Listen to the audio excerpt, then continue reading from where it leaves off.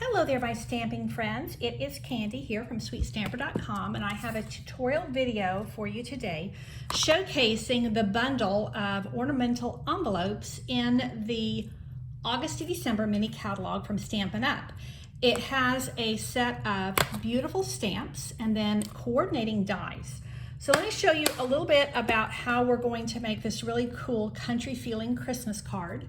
I already have my Whisper White envelope ready to line, and I have my basic black card base that I've already taken basic black cardstock, cut it in half, folded it in half to make my card. So this is my basic card right here. I have already layered on here a 5 1/4 by 4 inch piece of the Plaid Tidings Designer Series paper. I did that partly to save time on the video, but also because these are the last 2 pieces of this paper that I have. So let me show you what we're going to do with making the front focal piece of my card. I wanted a real country look, and so I'm bringing in, although this is a black plaid, it kind of reminds me of a buffalo check. And so I'm bringing more black in, which is a little bit non-traditional for a Christmas card, but I'm putting crumb cake in, and then it's going to really soften everything.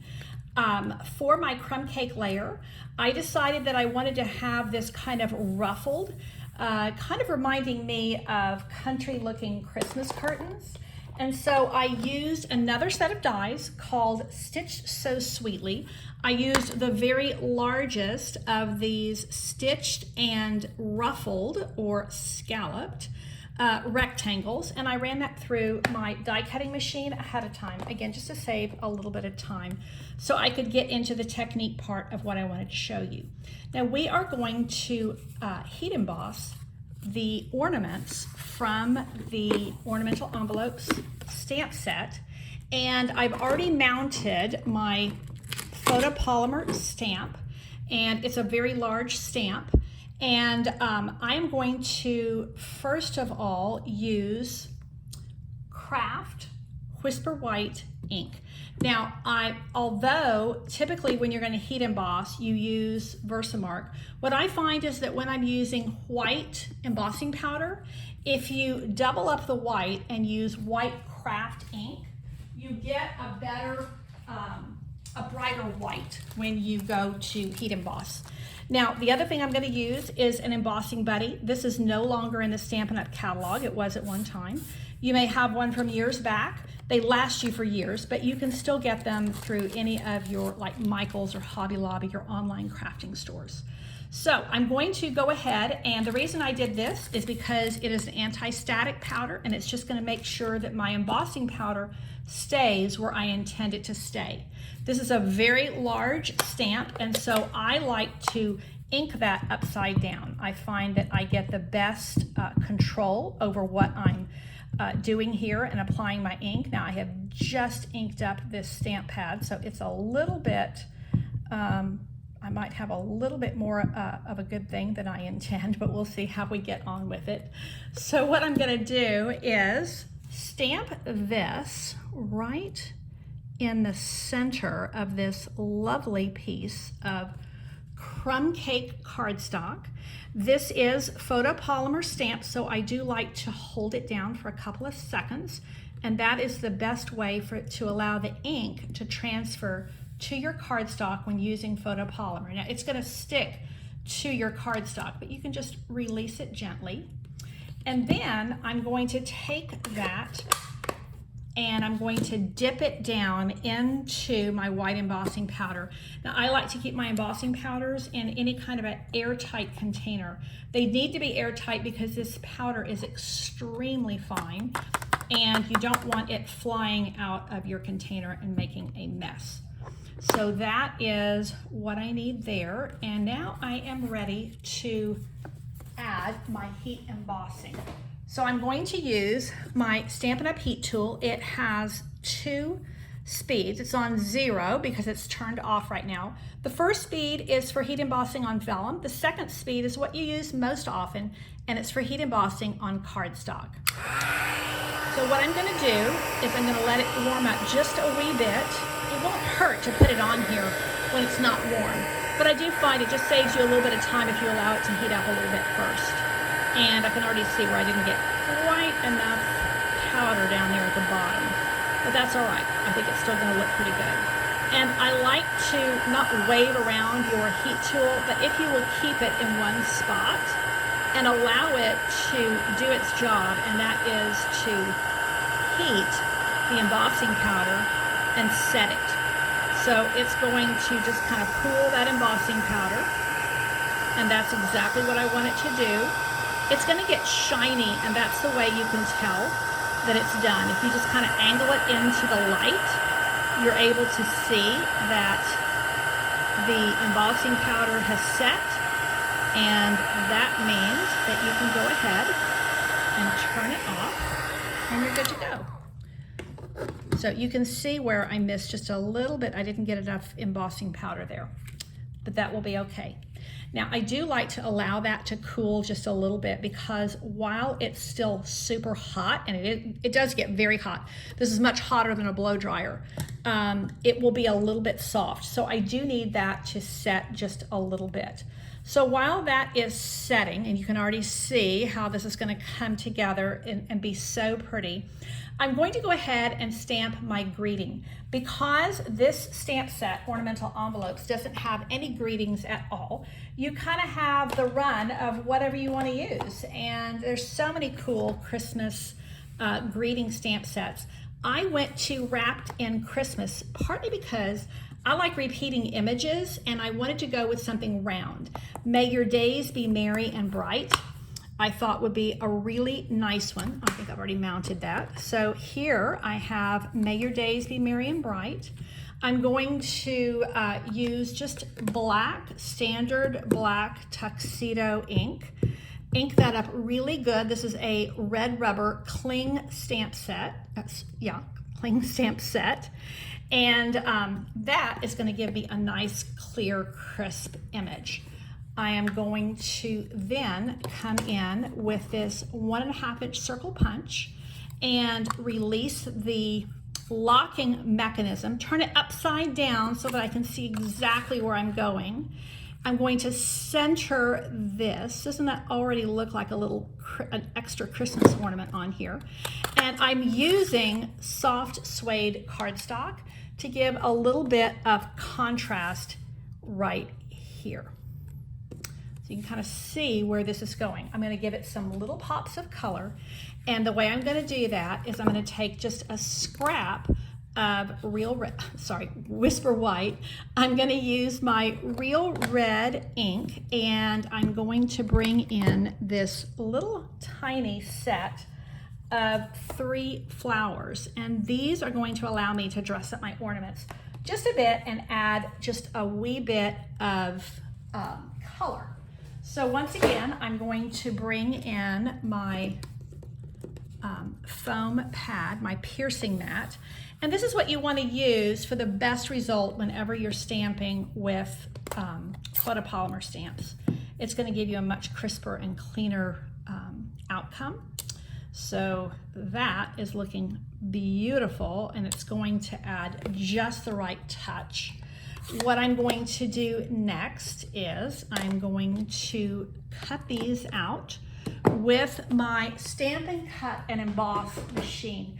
This is the new die cutting machine by Stampin' Up. I have nicknamed it Big Boss because Stampin' Cut and Emboss is just way too much for me to say.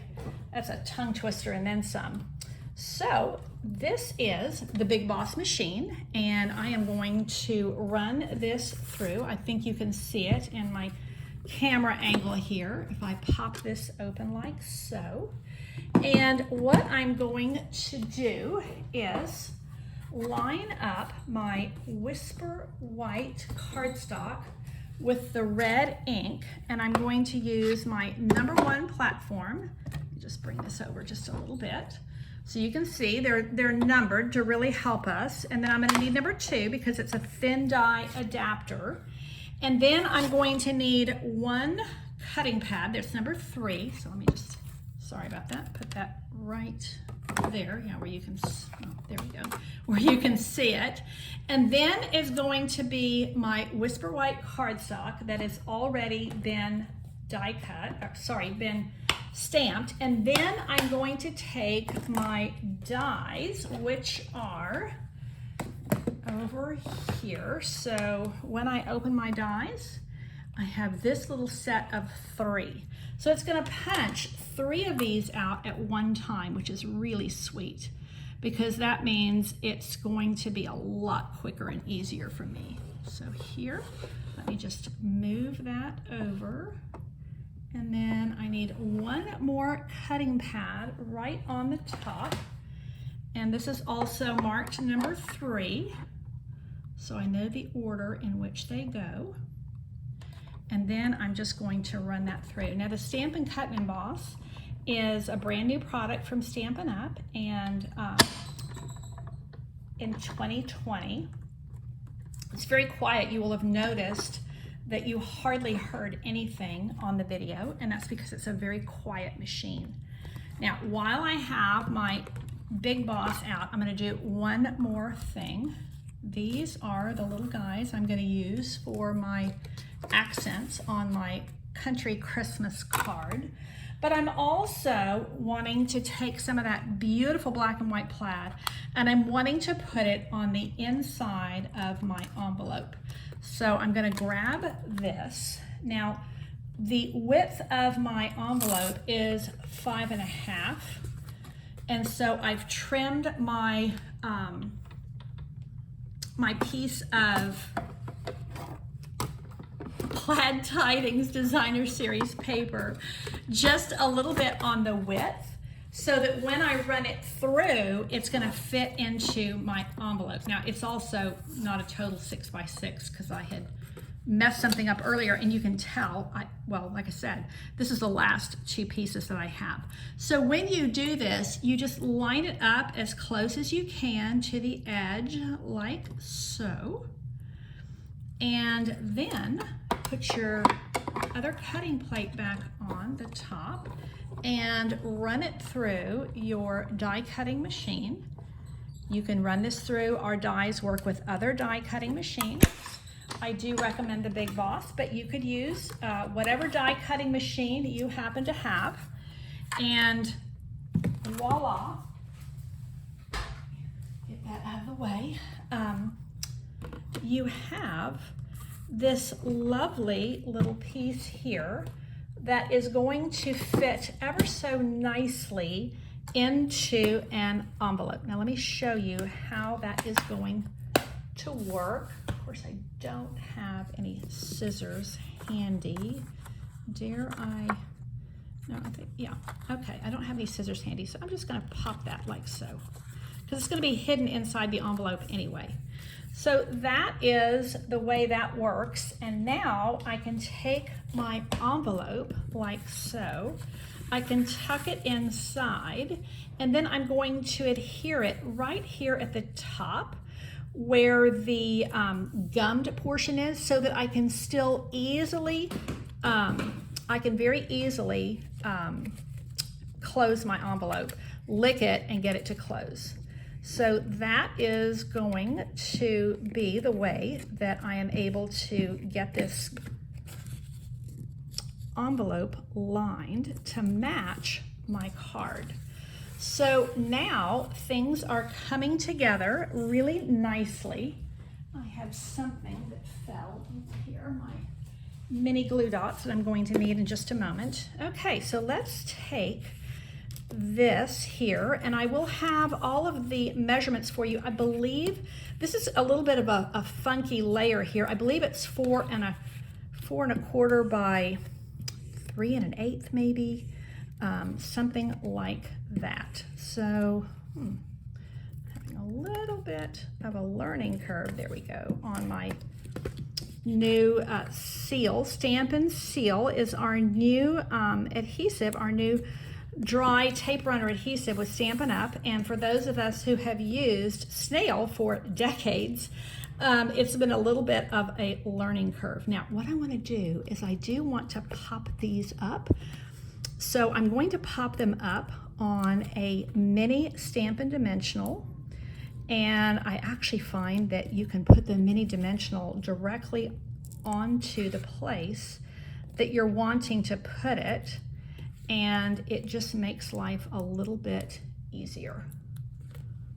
Let's see, 1, 2, 3. Those are my 3 little flowers. Now, one of them is a little bit larger than the other 2, so I'm going to put that one on my largest ornament, like so. And then these are going to go like so. And that is coming along really nicely. Now, because they're raised, I'm actually not going to raise this on my card front. I'm going to lay this flat, but then I'm going to come in here with my greeting, and I think I'm just going to pop it down a little bit farther than I had originally planned, because it's going to cover up my my little mishap over here. And so let's go ahead and put this down flat. Here we go. You do have to hold it, there we go, up a little bit higher than you do on your snail. Where your snail, you hold it a little bit lower, and I'm having to learn to hold it up a little bit higher, not quite as much at an angle. I'm actually going to just center this completely. Well, maybe I'll raise it up just a tiny bit towards the top, because I need room to be able to get this guy in here, because I intended for him to be there. Maybe I can get away with that. I think I can, because I kind of like it better there. Let's pop this up just a little bit. While the adhesive is still really fresh, you can move it around. Once it's sat for an hour or so, that is not going to go anywhere. So let's go ahead and put a little bit of adhesive on the left side, because that's going to go flat against here. And then I'm going to put a Stampin' Dimensional or 2 on the right side, so that it is raised in this at the same, I need it to be raised just a little bit, because I've got all these layers of cardstock here, and that's just gonna fit a little better, lay a little better that way. Okay, now I've got one more thing I'm gonna add here to have kind of emphasize my little pop of color. So let's get some of the ribbon that is from the, let's see, All the Trimmings ribbon combo pack. You get Real Red and Old Olive, and of course I am going to use this Real Red, and I think this is going to make just a really lovely little touch. That little bit of gold makes it look a little bit special. I think it already looks really special, but maybe fancy is the word I'm looking for. And of course, my scissors are nowhere to be found, because I forgot to bring them over here. Let me grab them really quick.